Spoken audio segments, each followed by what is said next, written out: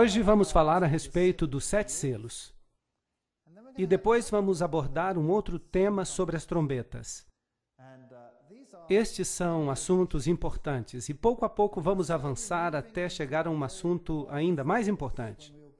Vamos então falar sobre alguns assuntos que têm que ver com o nosso tempo e, de modo especial, só posso dizer as coisas assim como são. E eu oro enquanto eu explico essas coisas porque há coisas estranhas, difíceis de compreender, e quem sabe que as pessoas não queiram compreender.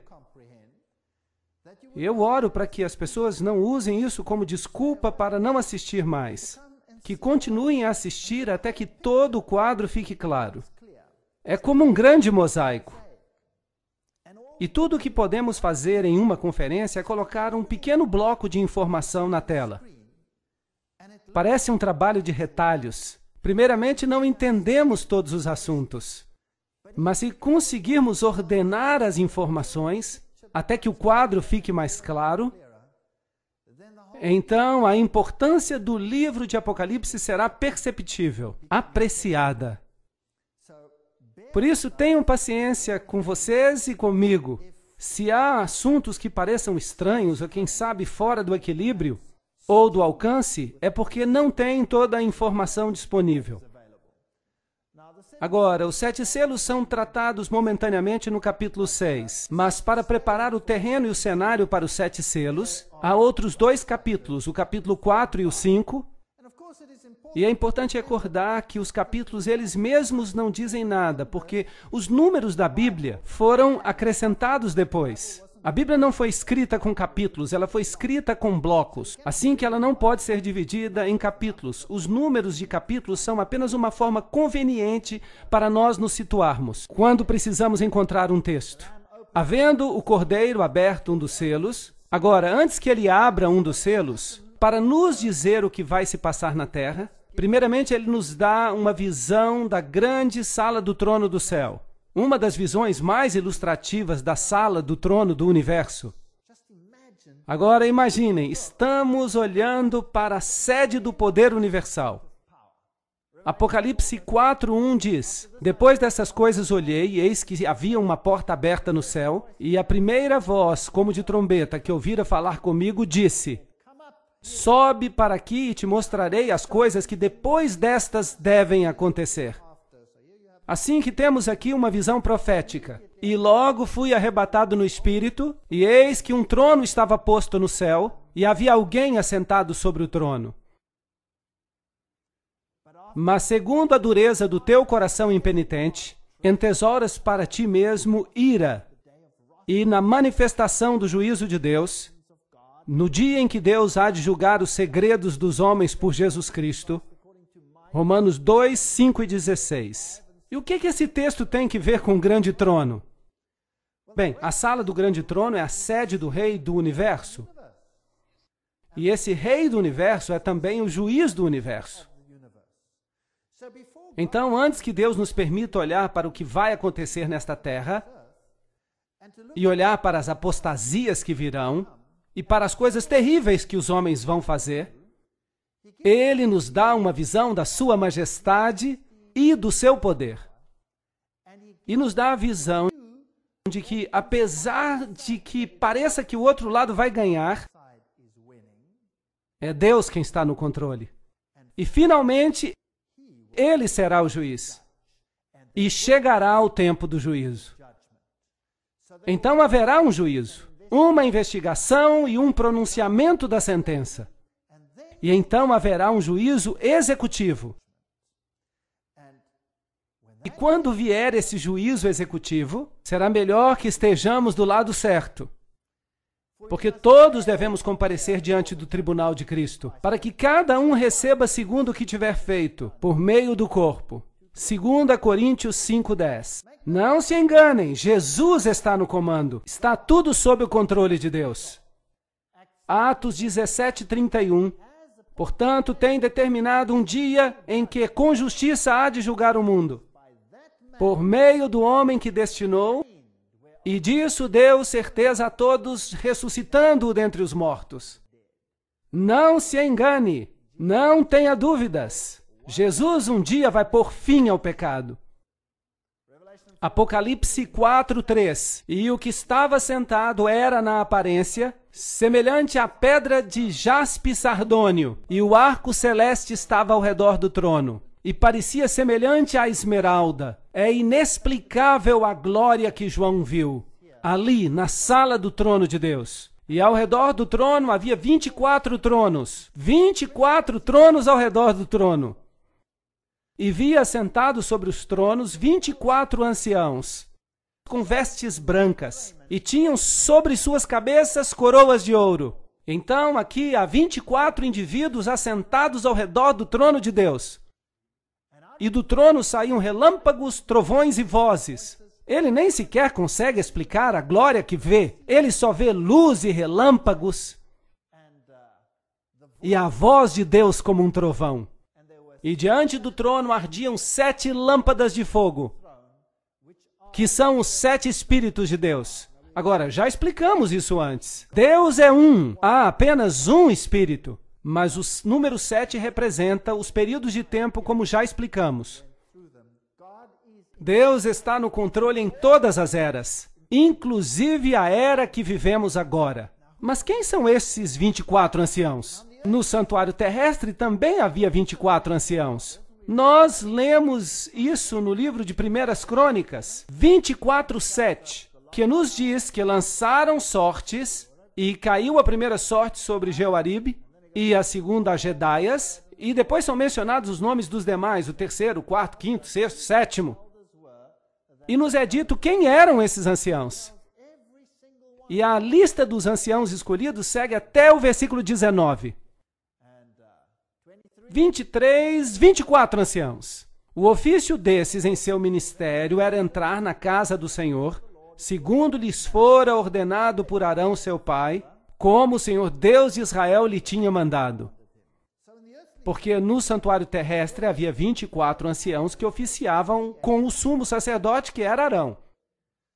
Agora, se o terrestre era um tipo do celestial, então também no celestial há 24 anciãos oficiando com o sumo sacerdote, que é Jesus. Sim, no santuário celestial. Seria interessante saber quem são, mas não nos é dito quem são. Então só podemos especular algo.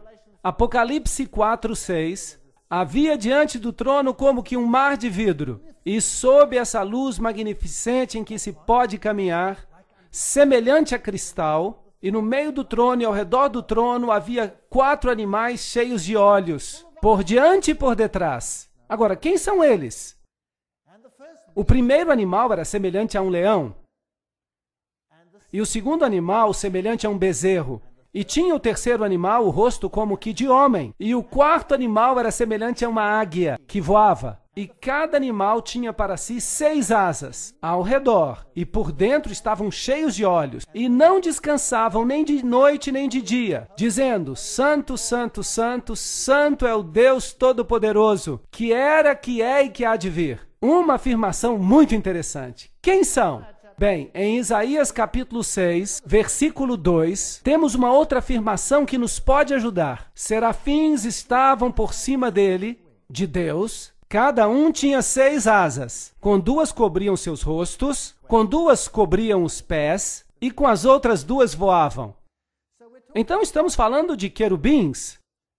Esta é uma ordem de seres angélicos. São seres magnificentes, tão imponentes, e pareciam tão poderosos que João os descreve como bestas. E ele lhes dá os atributos de um leão, de um bezerro, de um homem e de uma águia que voa. Você percebe a reverência com que estão diante de Deus? Isso nos dá uma ideia da santidade de Deus. Agora, o que eles representam? Bem, a interpretação tradicional é que o leão representa a força, o bezerro representa a resistência, o homem a inteligência e a águia que voa a rapidez. Assim que eles podem ver todas as coisas à sua volta. Estão a par de todas as coisas e são os mais próximos de Deus. Querubins cobridores, por assim dizer.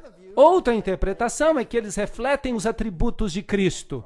Esses atributos, como por exemplo, o leão é o símbolo da realeza. Jesus é o rei. E o bezerro representa o que serve. A vaca puxa o arado. Por assim dizer, é um símbolo do Cristo como servo. Homem, porque Jesus também tem a aparência de um homem. Porque Cristo se tornou homem por nós. Portanto, representa a humanidade de Cristo. E a águia que voa é usada nas Escrituras como um símbolo da divindade. Jesus diz: levou-o sob as suas plumas, sob as suas penas, debaixo das suas asas estará seguro. Então é um símbolo de divindade. É interessante que o ocultismo também usa esses 4 símbolos para a sua divindade. Portanto, se Satanás era um querubim protetor e agora se tornou um anjo caído, então ele quis ser como o Altíssimo, não é mesmo? E é interessante que são justamente esses os atributos que ele reclama para si mesmo. Conseguem ver? Se os símbolos de vez em quando nos assustam, se ficamos assustados com esses símbolos, lembremos que eles são tirados das Escrituras.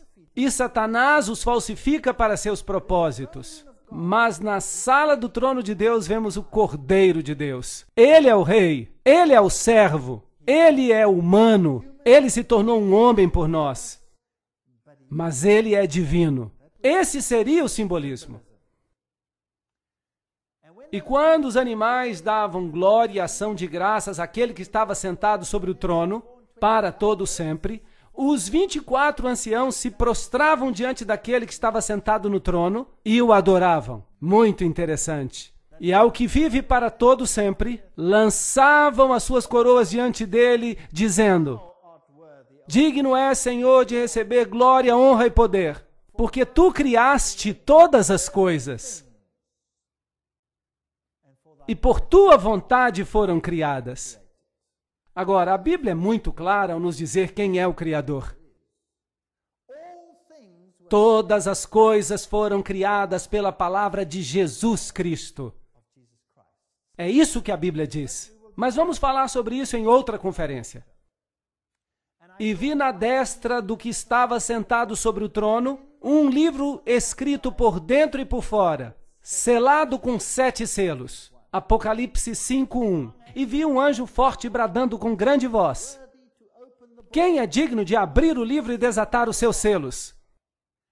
E ninguém no céu, porque há algumas pessoas no céu, seres humanos, nem na terra, nem debaixo da terra, assim que nenhuma pessoa morta pode abrir, mesmo que tenham sido pessoas boas, como Abraão, o rei Davi ou Adão. Ninguém está à altura de abrir o livro, nem sequer de olhar para dentro dele. Então, quem eram essas pessoas que ele viu no céu?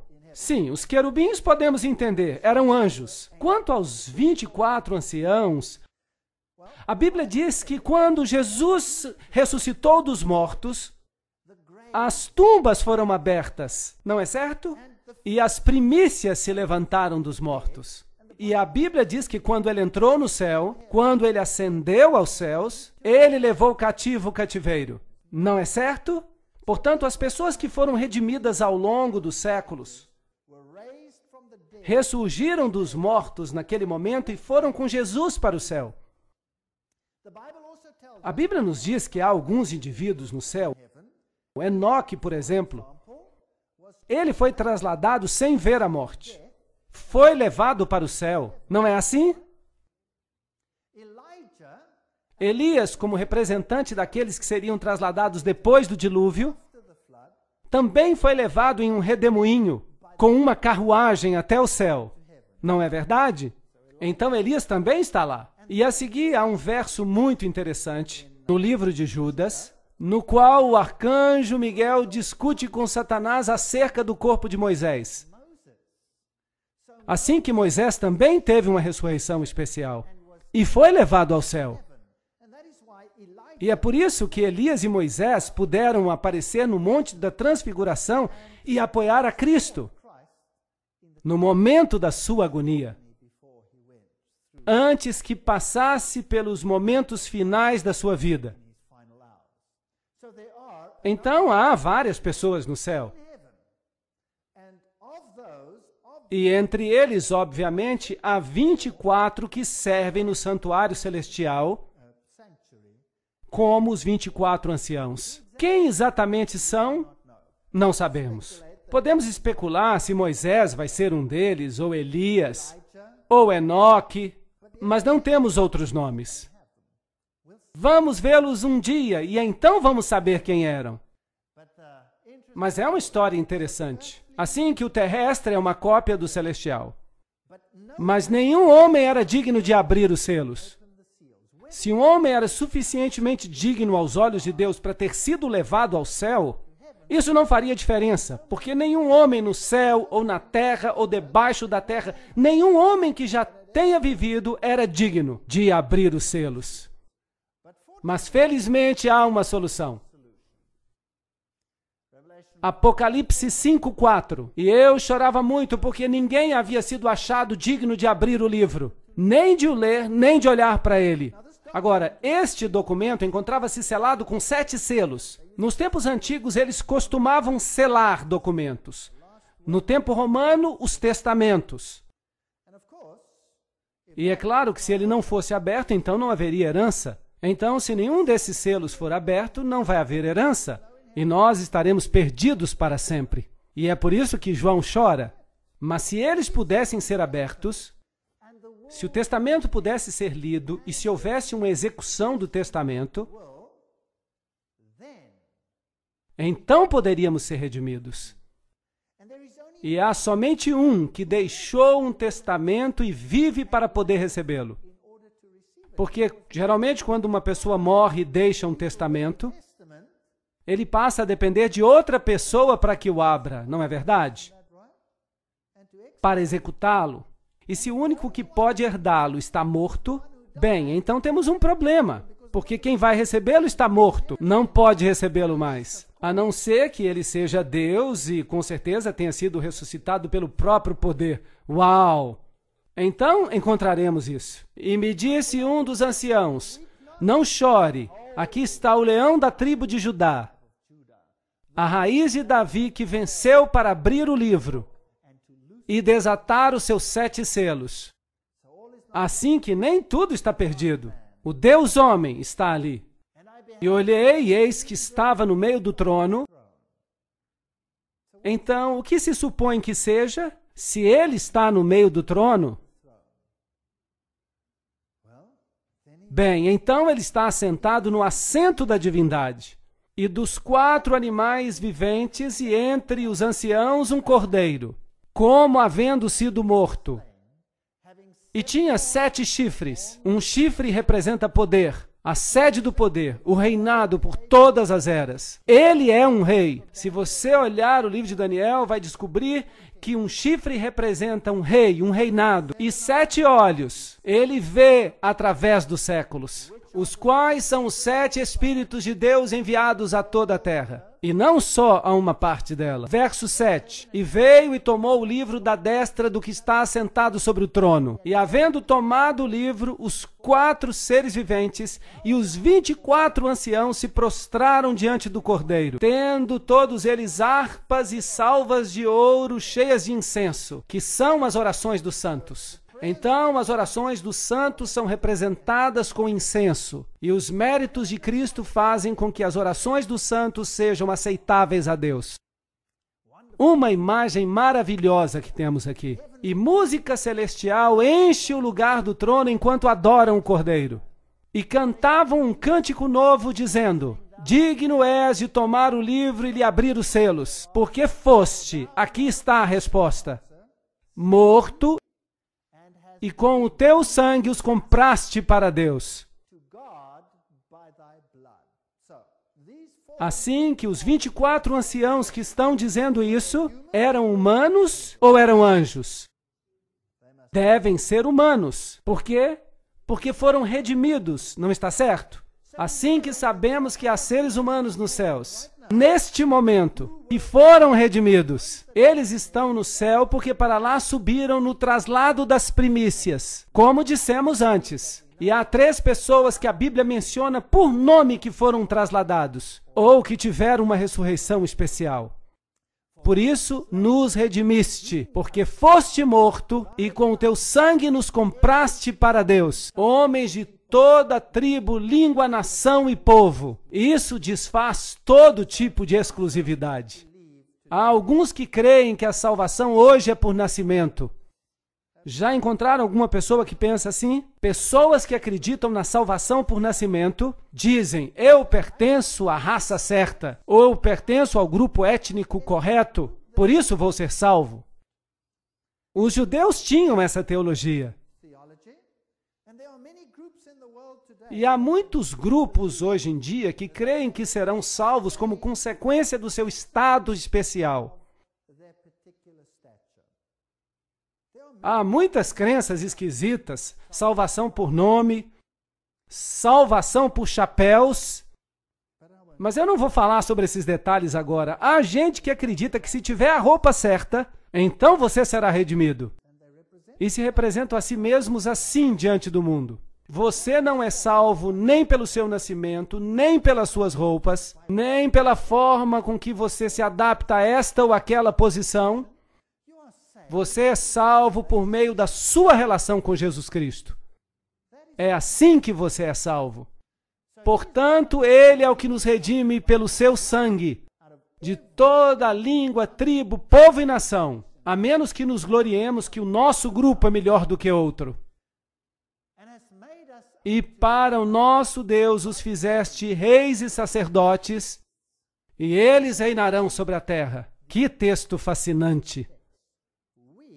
Nós reinaremos sobre a terra. E olhei e ouvi a voz de muitos anjos ao redor do trono, e dos animais e dos anciãos, e o seu número eram milhões de milhões. Então estamos falando de milhões, de milhares, que olhavam para o Cordeiro e diziam: digno é o Cordeiro que foi morto, de receber riquezas e sabedoria, força, honra, glória e ação de graças. Então temos essa visão inacreditável da cena do céu, que nos mostra que vai haver uma vitória final. E será de quem? De Jesus Cristo.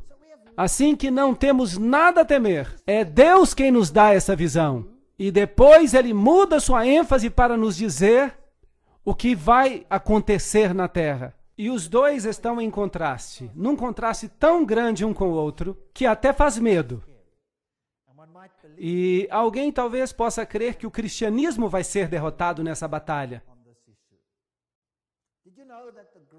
Sabiam que, aparentemente, a maior vitória de Satanás foi a sua maior derrota? Quando viu que Jesus estava pregado na cruz, pensou que estava triunfando com seu poder. Satanás tocou o seu sino de morte. E isso vai acontecer com a igreja cristã. A maior derrota, aparentemente, será convertida, graças aos méritos de Jesus Cristo, na maior vitória que o universo já viu. Não há sequer uma sombra de dúvida. Jesus está no comando. E quando apresentarmos as próximas conferências, lembrem-se dessas palavras. Se houver alguma coisa que vai deixá-los assustados, podem assoviar e cantar hinos, porque nós já sabemos como vai ser o final de tudo. E ouvi toda criatura que está no céu e na terra, debaixo da terra e no mar, o símbolo de todas as nações, e a todas as coisas que nele há, dizendo ao que está sentado sobre o trono e ao Cordeiro, sejam-lhe dadas glória e ações de graça para todo sempre, pois será um reino universal e eterno. E os 4 animais, os querubins, diziam: Amém.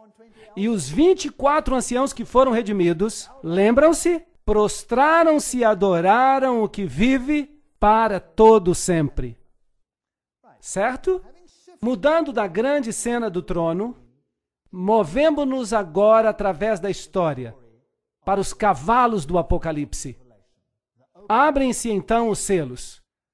E havendo o Cordeiro aberto um dos selos, Apocalipse 6:1, ele viu alguém que cavalgava, um cavaleiro num cavalo branco, e saiu como vencedor. Agora, novamente, vamos passar pelos 7 períodos de tempo. E, obviamente, os períodos de tempo recapitulam o que vimos antes. quando falamos acerca das 7 igrejas. Porque as 7 igrejas nos falam acerca da natureza da igreja de Deus. Todos os seus feitos, pois Deus não oculta nada. É o que vai acontecer com a igreja. Agora, os cavalos representam algo diferente. Vão recapitular os mesmos períodos, mas vão representar a mensagem e o anúncio do Evangelho. Portanto, não tanto a posição da igreja, que está anunciando a informação, mas a mensagem em concreto que vai sair pelo mundo. E Satanás se opõe a essa mensagem da mesma forma que se opôs ao Filho de Deus. Ele a odeia com todo o seu ser. Portanto, quando este cavalo sai de cor branca, o que significa a cor branca? Justiça. A Bíblia nos diz que a cor branca representa a justiça. E não há ninguém justo senão Cristo. E ele tem um arco na mão. Então há aqui uma série de símbolos que podemos observar. Então surge um outro cavaleiro, com um cavalo vermelho. Depois há um negro, e depois há um cavalo com um cavaleiro morto. Então quem são estes cavaleiros? Apocalipse 6, 1 e 2. Havendo o cordeiro aberto um dos selos, e olhei, e eis um cavalo branco, e o que estava sentado sobre ele tinha um arco. Há uma pista, e foi-lhe dada uma coroa, outra pista. E saiu vitorioso para vencer. Então há uma guerra aqui. Há uma guerra. Você sai para vencer numa situação de guerra. Salmo 64, 7 nos dará uma pista. Mas Deus atirará sobre eles uma seta. Quem ferirá com seta? Deus. De repente ficarão feridos. Portanto, quem é o que tem o arco? É Deus. Acaso é contra os rios que estás irado, Senhor? É contra os ribeiros a tua ira? Ou contra o mar o teu furor? Visto que andas montado sobre os teus cavalos, os teus carros são salvação. Descoberto se movimentou o teu arco. Os juramentos feitos às tribos foram uma palavra segura.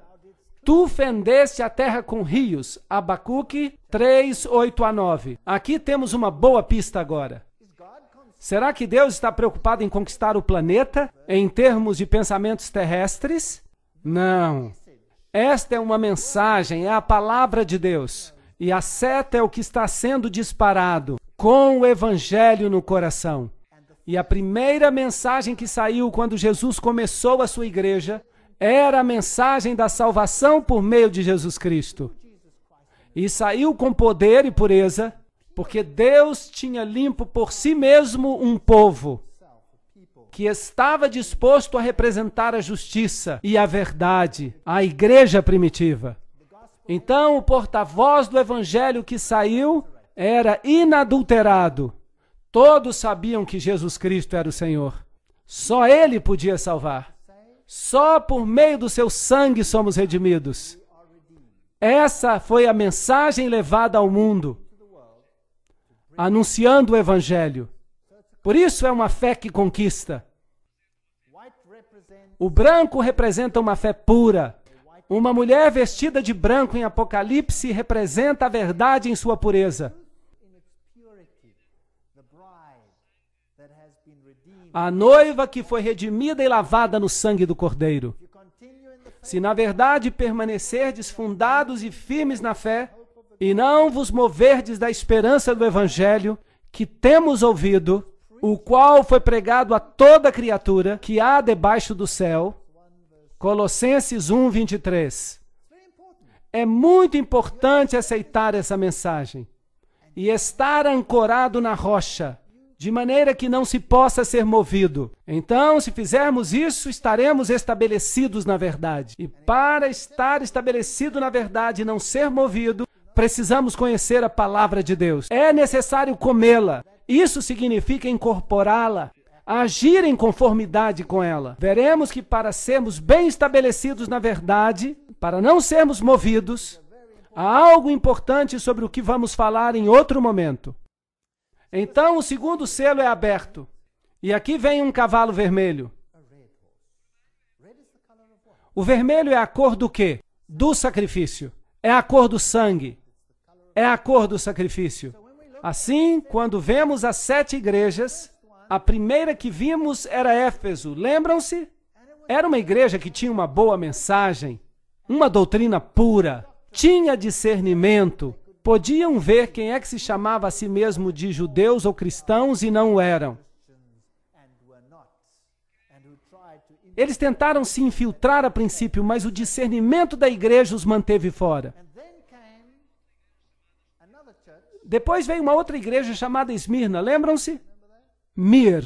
O que aconteceu ali? Houve um tempo de grande perseguição. Sangue foi derramado. Portanto, aqui o sangue está derramado.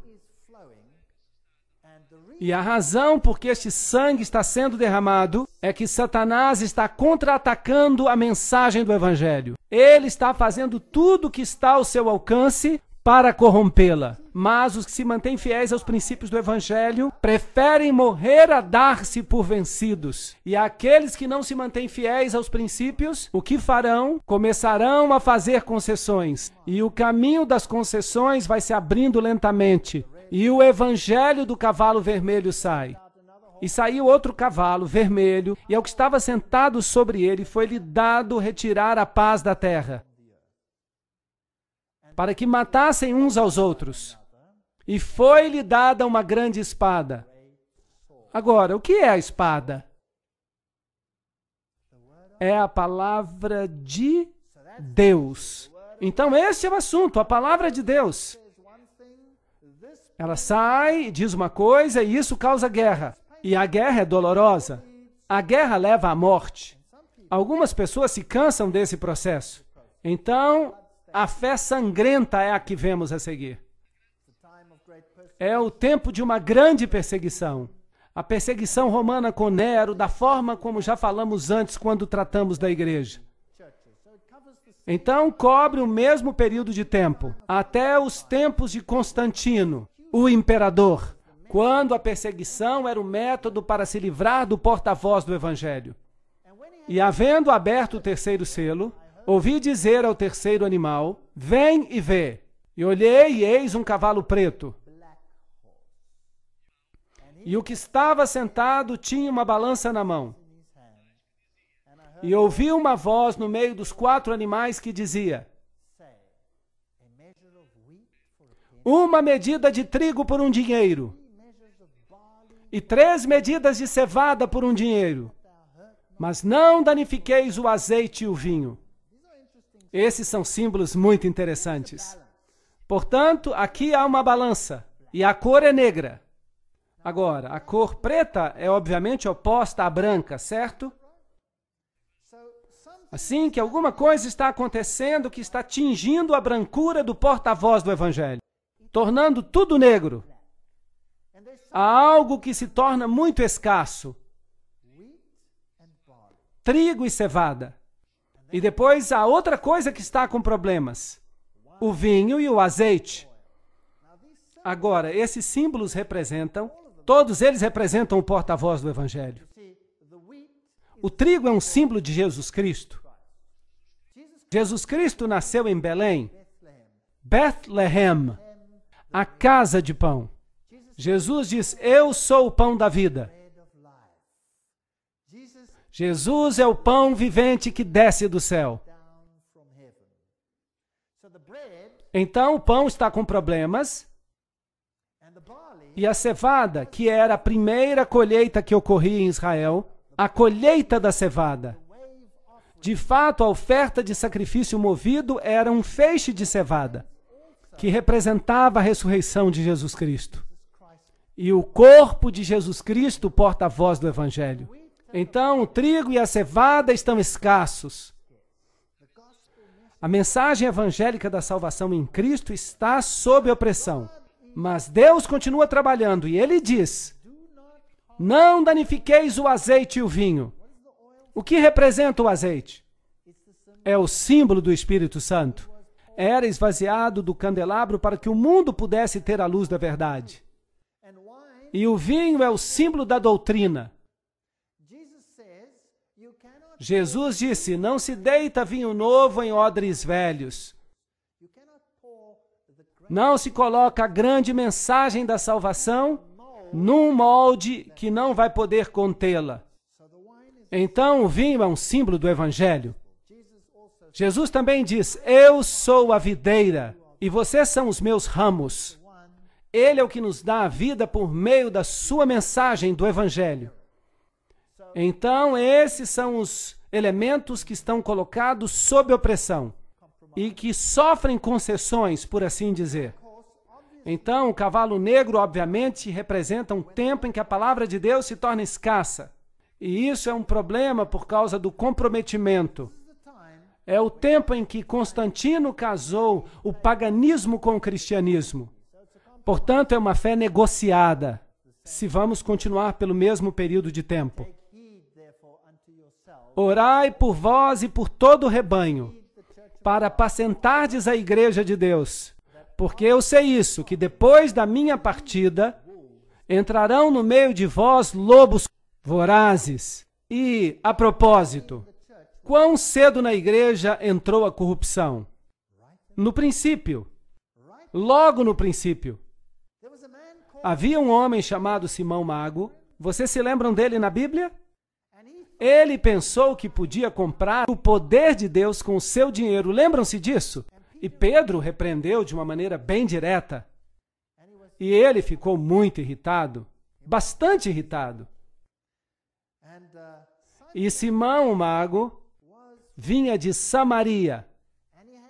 E ele tinha uma carga de sabedoria babilônica em si. E se analisarmos a história, como veremos no futuro, provavelmente ele foi o pai do gnosticismo.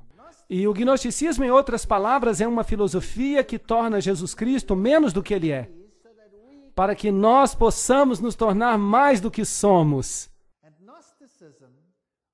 E o gnosticismo era o espinho na carne do cristianismo primitivo.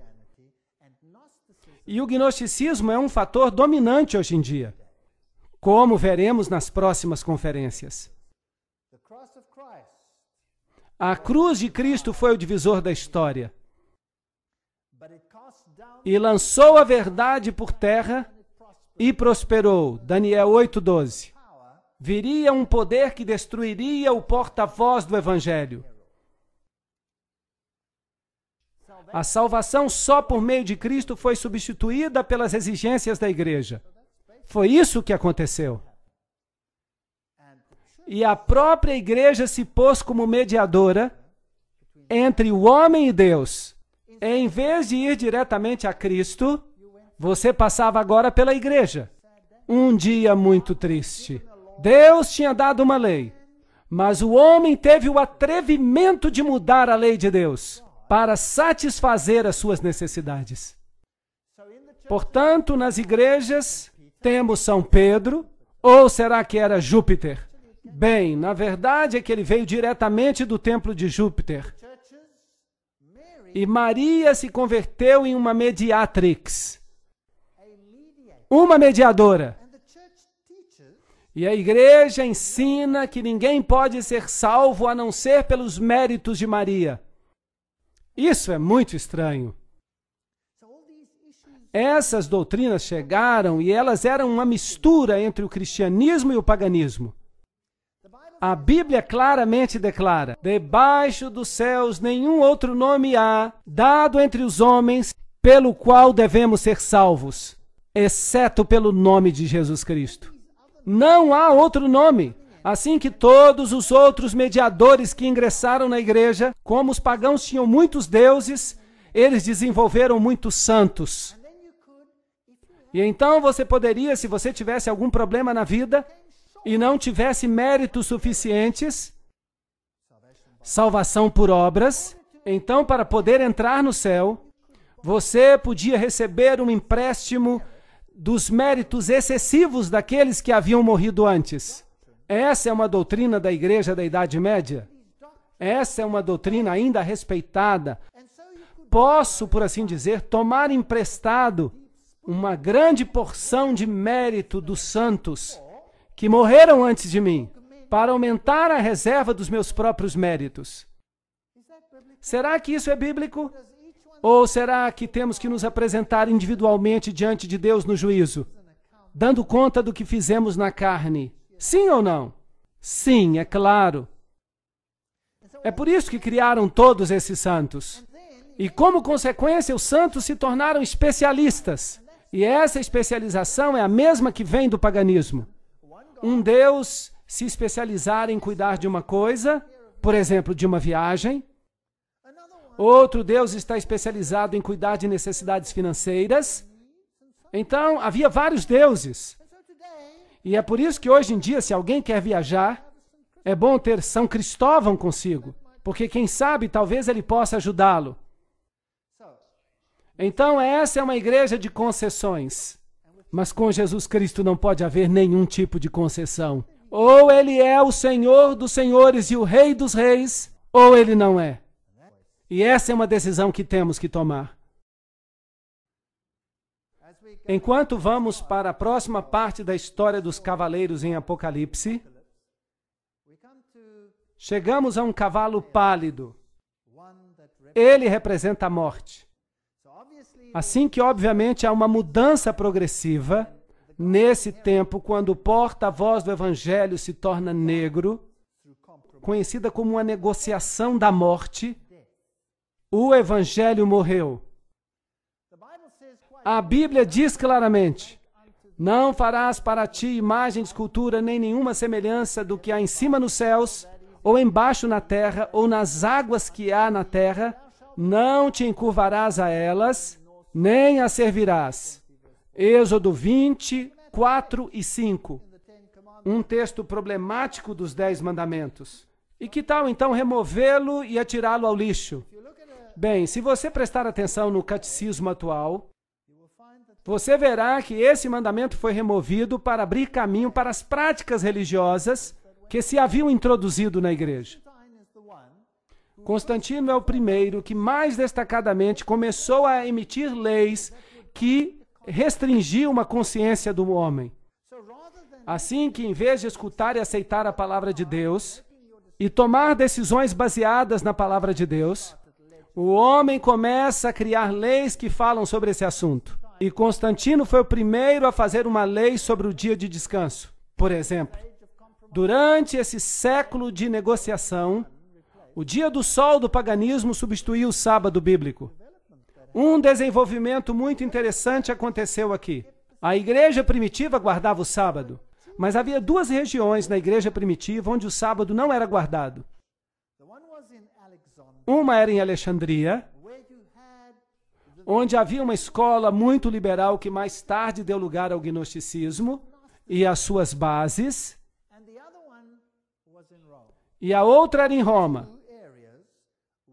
E nessas duas áreas estava o bastão da adoração do sol.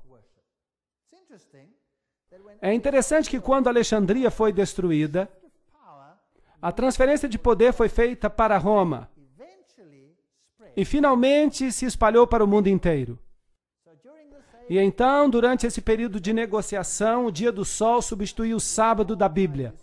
Somos informados por Eusébio, a propósito, era o bispo que estava ativo no período de Constantino, que Constantino, para recomendar a nova religião aos pagãos, ele integrou ao cristianismo os enfeites exteriores que passaram a ser incorporados nas práticas cristãs. Desenvolvimento da doutrina cristã, página 362. Começaram a fazer concessões sobre esses assuntos. Arturo Pestana diz que as moedas de Constantino levavam sobre um lado as letras do nome de Cristo e do outro lado a figura do Deus Sol. Como se Constantino não se atrevesse a renunciar o patrocínio do brilhante luminário. Nome interessante, luminário. Hoje também existem pessoas que se consideram a si mesmas luminários, os iluminados. E existe também uma organização que se chama Illuminati. Nós vamos tratar desse assunto depois, quando avançarmos. Assim que há aqui uma negociação, uma concessão que ocorre.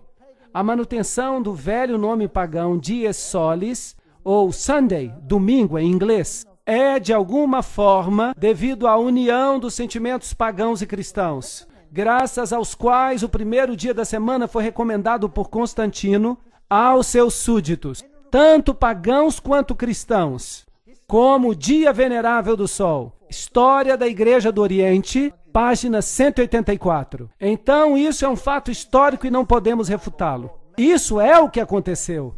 Porque em 6 dias, diz a Bíblia, fez o Senhor os céus e a terra, o mar e tudo que neles há. Inacreditável. Esta frase está sob forte ataque hoje em dia no mundo científico. Não é verdade?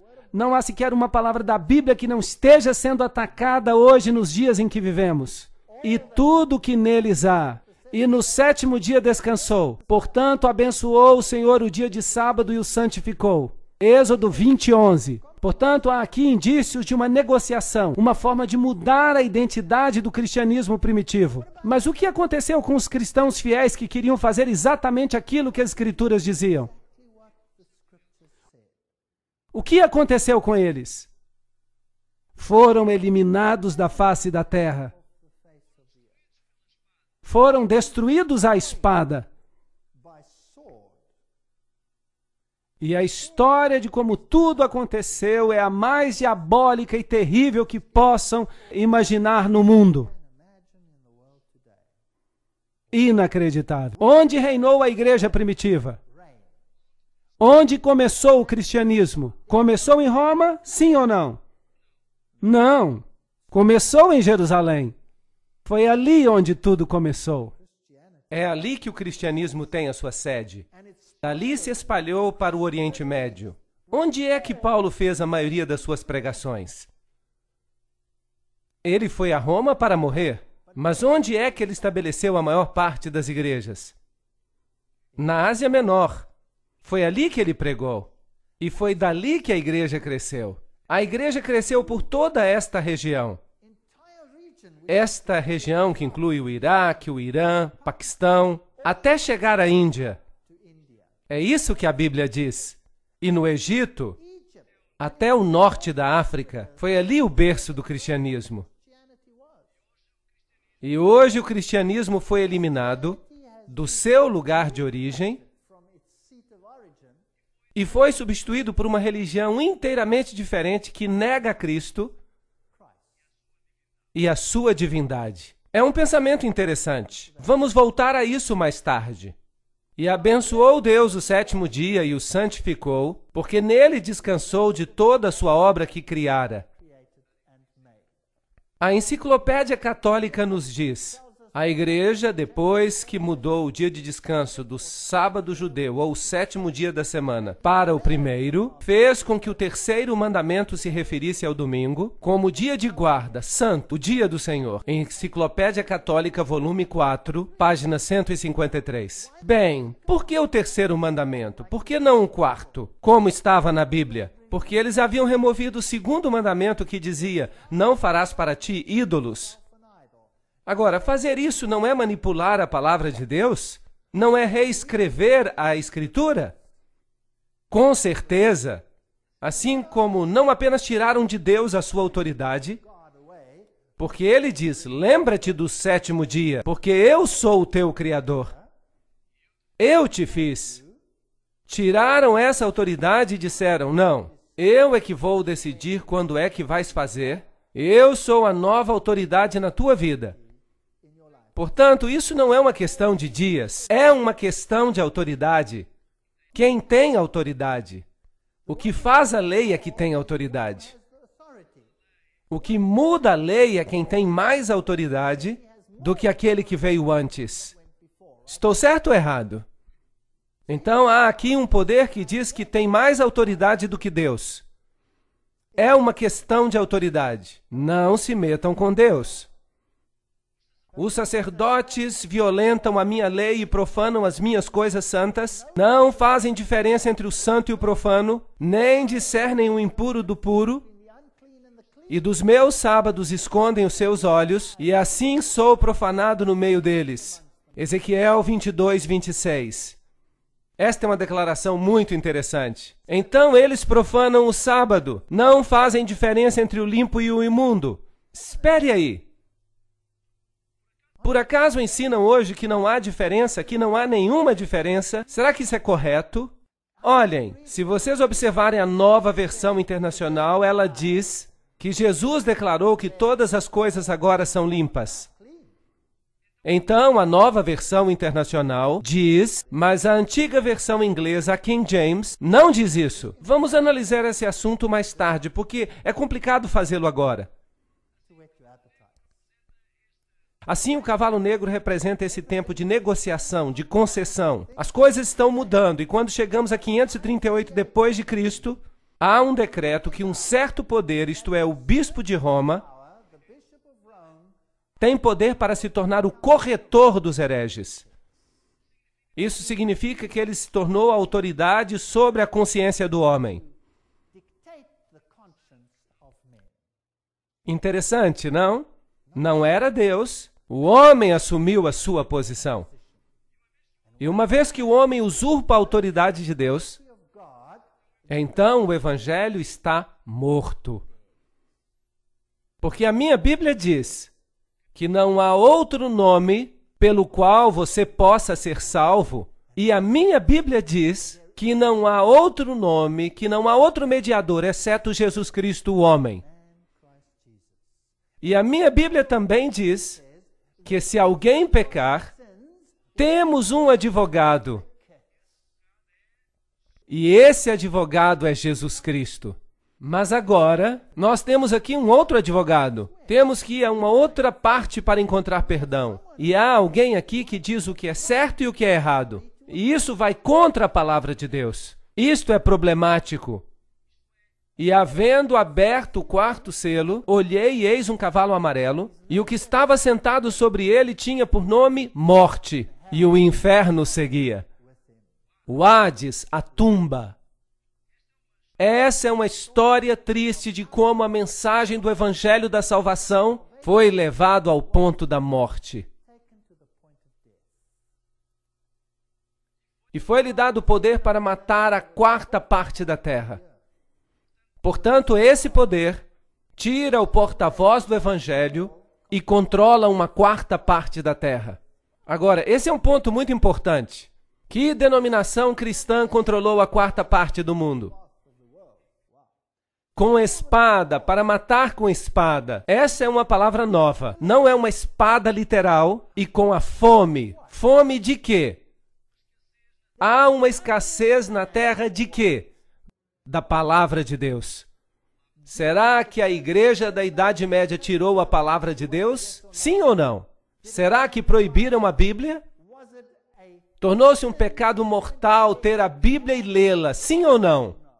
Sim, a história prova esse fato. Eu não estou atacando ninguém. Eu estou falando de um sistema. O que há por trás desse sistema? Há muitas e muitas pessoas queridas que estão famintas pela verdade em todas as religiões do mundo. E creio que muitas delas, Deus as reconhece como suas, porque elas estão vivendo segundo a luz que receberam. Assim, não devemos julgar as pessoas. Estamos falando aqui de um sistema, e é um sistema muito, muito triste. Meu pai queria ser um sacerdote católico romano. Ele era um católico muito fervoroso. Eu fui criado como católico romano até me tornar ateu. Mas voltei a ser católico outra vez. E quando descobri a Bíblia, percebi que havia ali muitos assuntos que não eram bíblicos. E tive que fazer uma escolha. E creio que cada pessoa tem que chegar a esse ponto. Temos que tomar uma decisão entre ser preenchidos pela água da cisterna feita por homens ou a água da cisterna de Deus. E com pestes e feras da terra. Como é que esse poder matava? Ele matava com espada, essa espada é literal, a espada que fez. Matava com a fome da palavra de Deus, matava com bestas, feras. Uma besta em Daniel é um reino. As 4 bestas são os 4 reinos que se levantarão da terra. Daniel, capítulo 7. Então matava também com poderes políticos. Por acaso a igreja da Idade Média fez isso? Sim ou não? Com certeza. Tomemos o caso dos valdenses, que foram destruídos da face da terra. O mesmo com os albigenses na França. A primeira aliança entre a Europa e Roma foi com os francos. Clovis tornou-se o imperador campeão desta causa, e qualquer oposição foi aniquilada. E o evangelho morreu. O homem tomou a posição de Deus. Portanto, os novos cristãos, em seus pensamentos e hábitos, eram iguaizinhos aos pagãos. A sua entrega à igreja não acabou com o paganismo. Pelo contrário, massas de pagãos se batizaram. Isso significa que o paganismo estava sendo diluído na nova energia moral do cristianismo, que foi neutralizado até o ponto da impotência. Séculos da cristandade, uma história concisa, página 58. A história atesta esses fatos. E, infelizmente, não posso mudar isso. Não fui eu que inventei isso. Só estou dizendo que fala o livro de Apocalipse sobre esses assuntos. A fé havia morrido. E o formalismo tomou o lugar da fé simples. A confiança em Deus, no Espírito de Deus. Sabiam? Quando eu era católico,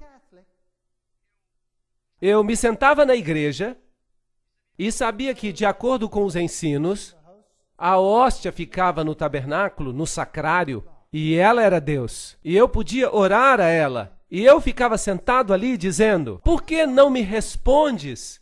Por que não posso trazer os meus problemas a ti, falar contigo como a um amigo? Tudo isso é ritual. Se você quer se comunicar com Deus, tinha que dizer 10 Ave-Marias, 10 Pai Nossos, 10 Ave-Marias, um Pai Nosso, e rezar através de todo o rosário e fazer no fim uma confissão de fé. E se não conseguir alcançar a graça, faça tudo de novo. Outra vez, mais uma vez. E quanto mais você fizer, melhor. Isso é comunicação com alguém? É assim que você falaria com alguém que o ama? Sabem, o homem tem uma fome de se comunicar com Deus. O homem tem fome de tocar e sentir a mão de Deus. Mas foi roubado dessa beleza, da simplicidade de se comunicar com Deus. Orar não é trazer Deus até nós. Orar é ser elevado até Deus. Isso não é maravilhoso? O sentido de ser elevado. Não somos deixados aqui embaixo com todos os problemas do mundo, sem solução, quando Deus se encontra ao alcance de uma oração. Sim, nós podemos lhe dizer: Senhor, eu tenho um problema. Posso me aproximar de ti? Tenho certeza que o Senhor se inclinaria e ouviria cada palavra que nos preocupa. Podemos levar os problemas grandes e os problemas pequenos diretamente a Deus. Não precisamos de ninguém mais. Esta é uma verdade linda. E quando a descobrimos, não importa o quão glorioso e pomposo o resto seja. Sem amor não há nada. O que diz Salomão? Prefere viver no canto de um eirado? Ou é melhor ter uma casa cheia de sobras de repolho, uma casa cheia de boa comida, sem amor? Não faz sentido. É preferível ser pobre e ter amor do que ter todas as riquezas e estar com tristeza. Não há nada demais em ser rico. Deus abençoa alguns ricos também. Mas é o amor ao dinheiro que é a raiz de todos os males. Se o amor ficar de fora, então temos um problema. Então, uma união da igreja e do Estado ocorreu. Os governos receberam autorização de impor doutrinas. O cristianismo se tornou uma religião estabelecida no Império Romano e tomou o lugar do paganismo. O cristianismo, como ele existiu na Idade Média, podia ser definido como um paganismo batizado. História do século II, capítulo 2, seção 7. Essas são declarações feitas pelas próprias igrejas. Elas mesmas disseram que o Deus Pan não estava morto, mas batizado. Então, o paganismo governa o mundo hoje em dia. E há uma elevação do sacerdote humano. É a coisa mais diabólica que já aconteceu na história da raça humana. Sabiam disso? Alguns homens foram escolhidos para controlar a consciência dos outros. Temos o mesmo problema ainda hoje. Alguns creem que porque estudaram teologia, têm o direito de controlar a consciência. Alô? Cada um de nós é responsável por si mesmo diante de Deus. A Bíblia não ensina nada disso, a não ser que se mude a Bíblia. Estamos sempre falando desse assunto da Bíblia mudada. Não nas antigas traduções. O texto está bem nas antigas traduções. Mas se você lê sem ser a Bíblia alemã de Lutero ou a Armênia, qualquer parte da Bíblia, se você lê uma Bíblia antiga, russa, sérvia, você vai descobrir que ela está certa. Mas há um problema com as Bíblias mais recentes. Há uma ascensão do sacerdócio sobre as pessoas em geral. Não há isso na Bíblia. Mas a vereda do justo é como a luz da aurora, que vai brilhando mais e mais até ser dia perfeito. Provérbios 4:18. Portanto, a luz da verdade penetraria nessa escuridão. Deus não permitiria que esse evangelho morresse. Portanto, Deus teve que fazer algo. Qual foi a igreja seguinte que veio trazer luz e a palavra de Deus de volta às pessoas? Recordam-se das 7 igrejas?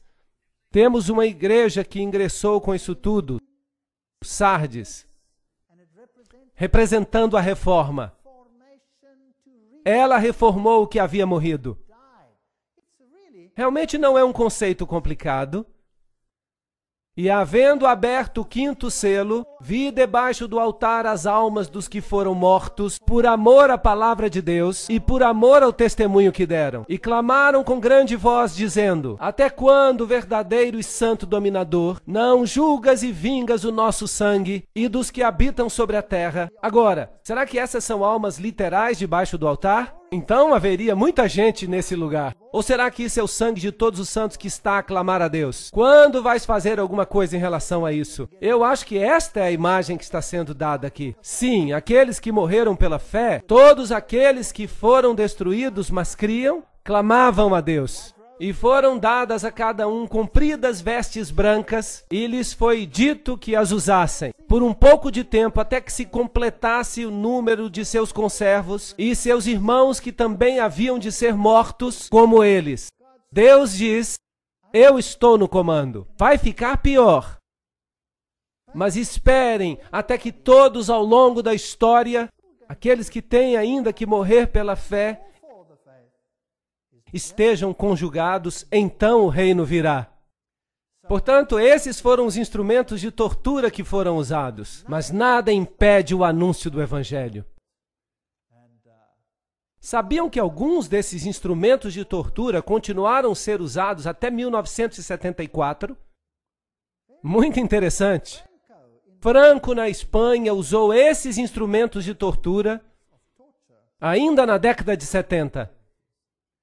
Amados, procurando eu vos escrever com toda diligência acerca da salvação comum, tive por necessidade escrever-vos e exortar-vos a batalhar pela fé que uma vez foi dada aos santos. Não se dê por vencido, porque se introduziram alguns sobre quem já havia sido escrito antes, homens ímpios que convertem em dissolução a graça de Deus e negam a Deus, único dominador e Senhor nosso, Jesus Cristo. Judas, versos 3 e 4. Incrível! Mesmo ali na igreja primitiva houve corrupção. E a quem negaram? A Jesus Cristo. O único Senhor deles e nosso Senhor Jesus Cristo. Portanto, uma mudança já havia ocorrido naquela igreja primitiva. Um problema muito sério. E vamos ver o que fizeram, porque vamos entrar nos detalhes e ver como isso nos afeta hoje. Porque essas pessoas inteligentes fizeram a mesma coisa conosco. E nós nem sequer o sabemos. Não é triste? Portanto, Deus quer que saibamos, como os estratos sucessivos da terra, que cobrem uns aos outros, assim, camada após camada de falsificações e fabricações se acumularam na igreja. Não somente doutrinas falsas que elevavam o homem acima da divindade, mas também manuscritos falsos que corrompiam a palavra de Deus. Mas tivemos os valdenses. E de onde conseguiam seus manuscritos?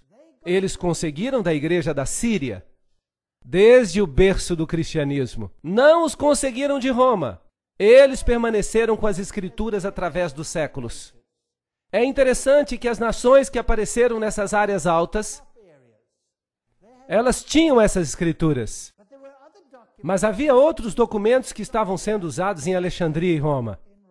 E vamos ver isso numa outra conferência. E essas pessoas fizeram da palavra de Deus o seu bastão, a sua fortaleza, e a pregaram, e por causa disso a ira do mundo caiu sobre eles. E eles foram combatidos com unhas e dentes, foram queimados e as cabeças de suas crianças foram arremessadas contra as rochas. Eles os lançavam dos precipícios, mas o evangelho não morreu. Esta é a velha igreja valdense. Esta é uma antiga mesa que era usada para transcrever ou copiar os manuscritos da Bíblia.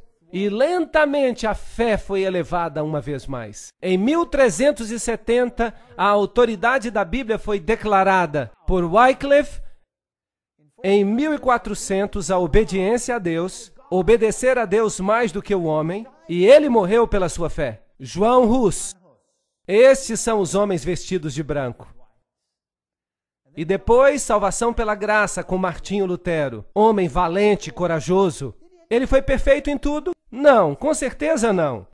Mas esse homem vivia segundo o conhecimento que tinha, não é verdade? João Hus e Wycliffe, eles são verdadeiros campeões. Tyndale e todas as pessoas que deram suas vidas por causa da verdade. Martinho Lutero teve a coragem de dizer, isso está errado, temos que corrigi-lo. E nós o ouvimos dizer, aqui me posiciono e não posso fazer outra coisa. 1521. Depois João Calvino chegou. Ele tinha algumas ideias confusas, como predestinação, mas ele viveu segundo o conhecimento que tinha, a luz que tinha, a liberdade de consciência. Em realidade, toda a Constituição norte-americana está baseada no que Calvino escreveu. Que unicamente o homem deve ser responsável diante de Deus pelo que decide. Essa é a base da Constituição norte-americana. Isso é calvinismo. Esse homem acreditava em algumas coisas erradas, mas neste ponto ele enfatizou claramente, até fazer engolir seco aqueles que se opunham. Essas pessoas morreram e há monumentos em sua honra hoje. Depois veio Williams em 1650. Ele descobriu o batismo por imersão. Verdades lindas da Bíblia. Infelizmente, como dissemos da última vez, todos esses tipos de fé decidiram que não seguiriam pela nova luz. Mas eles permaneceram fiéis aos seus fundadores. Isso não é um problema dos fundadores, é um problema dos seguidores, certo? Então, os seguidores têm mais problemas do que os fundadores, porque se eles descobriram mais luz, eles deveriam aceitá-la, mas não foi o que fizeram. Por isso temos uma igreja fragmentada hoje. Portanto, ide e fazeis discípulos de todas as nações, ensinando-as a guardar todas as coisas que eu vos tenho mandado. E eis que estou convosco todos os dias até a consumação dos séculos. Mateus 28, 19 e 20. Estes são os assuntos que são importantes. Todas as coisas. Não, eu não vou dizer, eu só vou aceitar o que o fundador da minha igreja descobriu. Todas as coisas ou nada. Assim que se estamos à procura de uma igreja, o que devemos fazer? Não seria melhor procurar uma igreja que aceite toda a verdade, que tem toda a fé? Sim ou não? Não seria melhor procurar uma igreja que faz tudo de acordo com a Bíblia e sua doutrina? E que sua doutrina esteja de acordo com a Bíblia? Que não olhe para os indivíduos, porque os indivíduos não são de confiança. Nós devemos olhar para a Bíblia e não para o ensino oficial da igreja. E se dizem somente aquilo que está na Bíblia, então sigam. Não deveria ser muito difícil. Não deveria ser difícil. Depois veio Wesley, e ele elevou a Jesus Cristo como ninguém antes havia feito no mundo. O senhorio de Jesus Cristo. Se Jesus é o Senhor, o centro, o autor e o consumador da nossa fé. Porque se ele não é, então esqueça. O ensino não é bíblico. Portanto, que grandes descobertas de luz encontramos. E havendo aberto o sexto selo, olhei, e eis que houve um grande terremoto. Interessante. Estamos agora num período de tempo muito interessante. A Reforma tinha feito o seu trabalho. As igrejas que vieram depois de Sardes foram quais? Vocês se lembram? Filadélfia. E aqui havia um acúmulo de verdades. Mas antes desse evento havia de acontecer algo.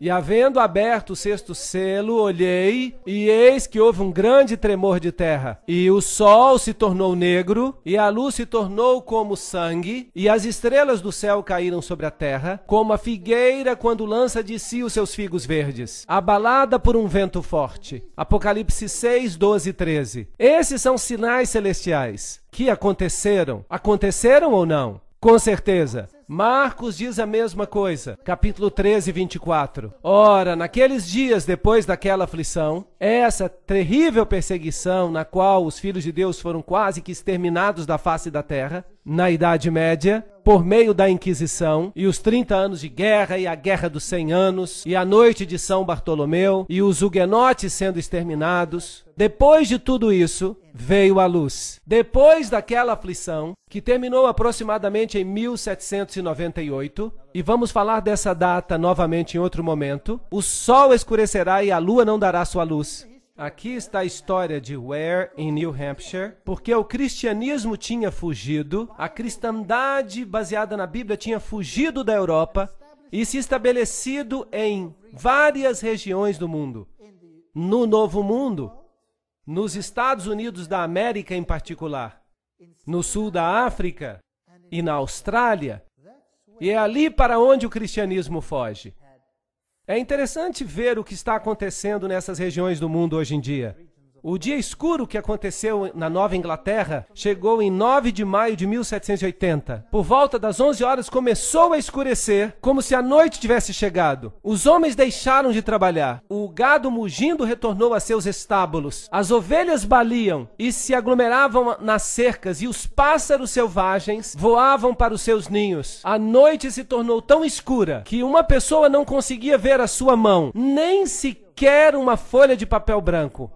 A história de Ware, New Hampshire, 1735 e 1888. O jornal A Crônica Independente, de 1780, diz que durante todo o tempo uma penumbra de melancolia assombrou a face da terra. Não obstante, havia uma lua como lua cheia, e a propósito estava como sangue. Nenhum objeto se divisava claramente. Havia uma escuridão egípcia, impregnável nos olhos. Os grandes e inumeráveis eventos, a legislatura de Connecticut estava em sessão, mas desistiram por causa da escuridão, assim que pararam a reunião. E Herschel, o grande astrônomo, admite que o dia escuro de 19 de maio de 1780 é algo que a astronomia não pode explicar, cientificamente falando.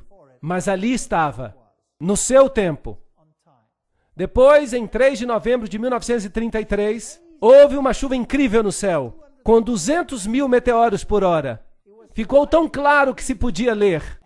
E é interessante que os meteoritos todos vinham de um ponto central. Normalmente vêm de todos os lados, mas nesse caso não aconteceu isso. Parecia que vinham de um ponto central e se distribuíam por todo o céu. Nunca antes alguém havia visto algo assim. E antes desses eventos todos, houve um grande terremoto em Lisboa. Portanto, a sequência está exatamente como na Bíblia. Algo novo tinha que acontecer. E Guilherme Miller foi quem descobriu, em 1782 e 1849. Alguém começou a descobrir algo mais na Bíblia. Ele descobriu algumas das grandes profecias. Até 2.300 dias e o santuário será purificado. E ele calculou os dias e descobriu uma maravilhosa profecia messiânica de Jesus e da purificação do santuário. E ele pensou, uau, significa que Jesus virá outra vez. E ele começou a pregar que Jesus regressaria em 1844, porque ele pensava que a purificação do santuário queria dizer a purificação da terra. Mas, obviamente, Jesus não veio em 1844. Portanto, em 1840, havia um grupo de crentes que se chamava adventistas. Agora, eles não eram adventistas do sétimo dia, eram apenas adventistas, pessoas que acreditavam na breve volta de Jesus. E eles vinham de várias denominações cristãs dessa área. Havia batistas, metodistas, presbiterianos, havia de várias denominações. Mais de 200 ministros de várias igrejas acreditaram nesses estudos e fizeram ressuscitar as profecias. Mas é claro, isso não ocorreu. Pelo menos não ocorreu aquilo que esperavam, a segunda vinda de Cristo. Mas Guilherme Miller se tornou o porta-voz para o restabelecimento da profecia e do papel da profecia na história cristã. Assim que todas essas grandes verdades regressaram ao pensamento cristão. E depois, é claro, uma restauração final aconteceu, abarcando todas as verdades. A lei de Deus, a doutrina sobre a morte e o inferno, e todas essas coisas. Como devemos viver, quais são os parâmetros que Deus requer de nós. Todas essas coisas começaram a ser restauradas, porque certamente Deus não terminaria esse processo sem que a luz resplandecesse sobre o seu povo, para abrir todas as verdades que tinham estado perdidas. A verdade tinha que ser restaurada. E depois Cristo viria. Jesus disse: se me amais, guardareis os meus mandamentos. João 14:15. Aquele que diz que me ama e não guarda os meus mandamentos é o quê? Mentiroso. E a verdade não está nele. Não é por acaso que existem tantos grupos que dizem que os mandamentos foram abolidos. Existem ou não? Sim, que foram cravados na cruz. Mas Jesus diz que a lei nunca passará. Os céus e a terra hão de passar, mas nem um jota nem um tio será removido da lei, até que todas as coisas sejam cumpridas. Certamente que o senso comum tem que saber que se as pessoas guardassem a lei de Deus, todos poderíamos nos desfazer de nossas chaves. E todos os jovens, senhoras e mulheres, poderiam caminhar até nas ruas mais escuras deste mundo, sem medo, se todos guardassem a lei de Deus, não é verdade? Portanto, se a lei de Deus vai ser um assunto no final dos tempos, depois que esse sistema teve o descaramento de mudá-la. Incrível! Dizer que são maiores e mais poderosos do que Deus. Mas eles em vão me honram, ensinando doutrinas que são preceitos dos homens. Mateus 15:9. Quando o homem se eleva a si mesmo a uma posição acima de Deus, então saiba que Deus vai agir. E chamar-te-ão reparador de brechas e restaurador de veredas, se desviares o teu pé do sábado e de fazer a tua vontade no meu dia, e se chamares o sábado deleitoso e santo dia do Senhor, digno de honra, haveria uma restauração de brechas, dos muros, o muro que deveria nos proteger do mal. A lei não foi feita para restringir-nos, ela foi feita para nos proteger, como um pai de amor e uma mãe que colocam os seus braços ao redor dos seus filhos, fazendo regras para os proteger. Era para chamarmos o sábado de uma delícia, não uma carga. Os judeus tinham feito do sábado uma carga. Eles colocaram uma série de restrições sobre o sábado. Era um fardo guardá-lo. Quem podia ser feliz se não tinha permissão nem para caminhar, visitar os seus entes queridos? Assim que foi necessária uma restauração do espírito da lei e da fé na palavra de Deus. O Apocalipse de João nos revela todas essas coisas, assim como elas se desdobrariam. E vi outro anjo voar no meio do céu e tinha o evangelho eterno para o proclamar aos que habitam na terra e a toda nação e tribo e língua e povo, dizendo com grande voz: temei a Deus e dai-lhe glória, porque é vinda a hora do seu juízo. E adorai aquele que fez o céu e a terra e o mar e as fontes das águas. Apocalipse 14, 6 e 7. O evangelho eterno, tinha que ser restaurado. Os judeus se apoiavam na obediência à lei. E eles crucificaram a Jesus na cruz. E os cristãos se apoiam nos méritos de Jesus e o fincam e a sua lei na cruz. Os dois lados estão vendo só uma parte do assunto, correto? A lei e o evangelho andam juntos. Se você quer escolher a Jesus como seu Salvador, tem que se preparar para aceitá-lo como seu rei, certo? E um rei é um regente. E um regente, como o nome diz, tem regras, sim ou não? Sim. E o que há de tão difícil em amar a Jesus? O suficiente para guardar os seus mandamentos. Não é assim tão difícil. Se eu amo minha esposa com todo o meu coração e com toda a minha alma, eu vou querer outra? Claro que não. E se eu penso nas consequências que eu poderia causar, a dor e o sofrimento, valeria a pena? Eu creio que não. O mesmo se passa com Deus. Se eu amo a Deus de todo o coração e de toda a alma, vou querer servir a Ele ou ao outro? Não, não vou servir a outro, porque os outros são inúteis, não podem me salvar, não podem fazer nada por mim. Ainda que por um motivo egoísta, é melhor ficar com Deus, porque a lei faz sentido então. Portanto, há aqui uma mensagem que diz: Deus é o Senhor, mas o que ensina ao mundo? Que você é o produto da evolução, que veio de uma rocha. É isso que eles dizem. Sim. A terra se dissolveu e então foram surgindo os materiais dos quais a vida evoluiu espontaneamente. Então você veio de uma rocha. Eu creio que vim de uma rocha, mas da rocha eterna. Há outras ovelhas que não são deste aprisco. Também me convém abrigar a estas, e elas ouvirão a minha voz. E haverá um só rebanho e um só pastor. Você não pode ter uma verdade dividida. Ou a verdade ou divisão. E você não pode ter uma unidade na falsidade. Não pode.